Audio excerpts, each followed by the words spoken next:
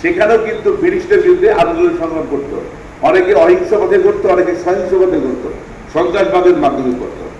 এর বাইরে 1960 সালের দিকে সারা পৃথিবীব্যাপী একটা কমিউনিজমের একটা ধাক্কা লাগে এবং বাংলাদেশেও কিন্তু তৎকালীন পূর্ব পাকিস্তানে কমিউনিজম যারা ছিল তারাও কিন্তু জঙ্গিবাদের দিকে ধাবিত হয়েছিল।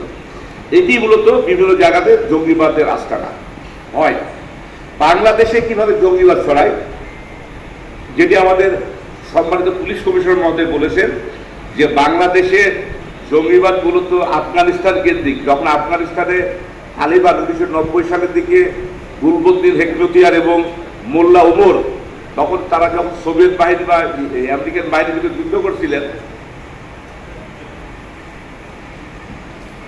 তখন বাংলাদেশ থেকে প্রায় 3000 মুসলমান সেই যুদ্ধে অংশগ্রহণ করে এবং তারা সেখানে প্রশিক্ষিত হয়।